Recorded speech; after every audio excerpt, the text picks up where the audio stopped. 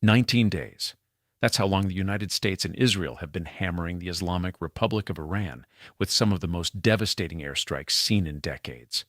And today, day 19, the war didn't slow down. It exploded. Two of Iran's most powerful men are dead. A senior U.S. official just quit in protest. Oil is breaking records, and the Gulf, one of the most critical shipping corridors on the planet, is turning into a war zone. This is not a drill.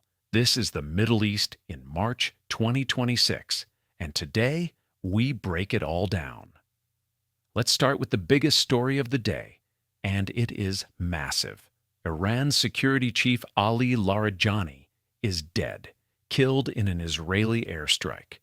Now, if you don't know who Larijani was, let me put this in perspective. This was not just some mid-level official. Larijani was one of the most senior, most experienced political figures in all of Iran. He had served as parliament speaker, as a national security advisor, and critically, he was the man who led Iran's nuclear negotiations before this war broke out. Analysts across the board describe him as the rare pragmatist inside the Iranian establishment.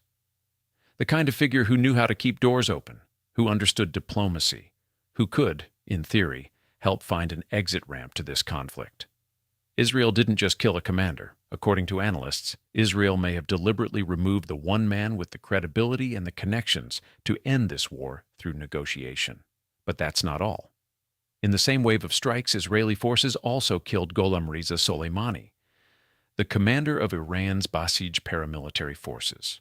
The Basij are Iran's internal enforcement arm, a volunteer paramilitary with hundreds of thousands of members.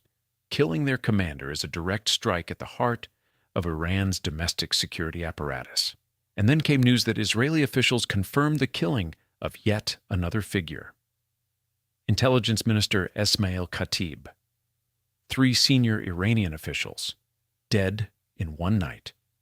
Iran's Foreign Minister Abbas Araghchi went on Al Jazeera and made one thing absolutely clear.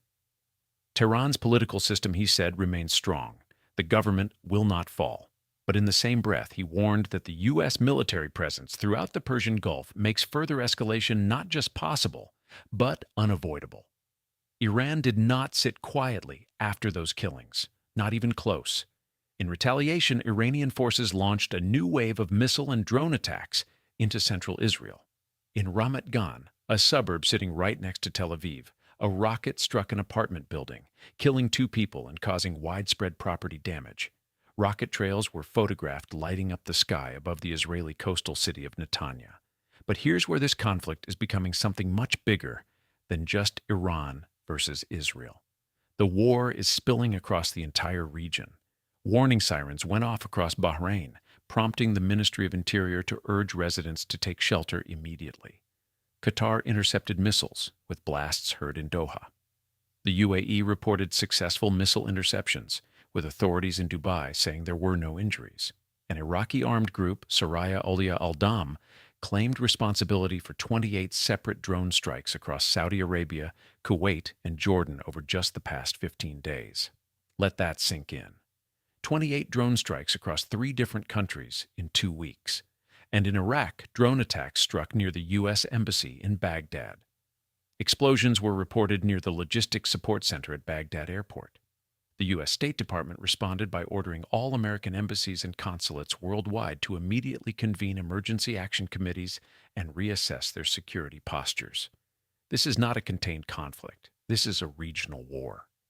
Now let's talk about something that directly affects every single person watching this video.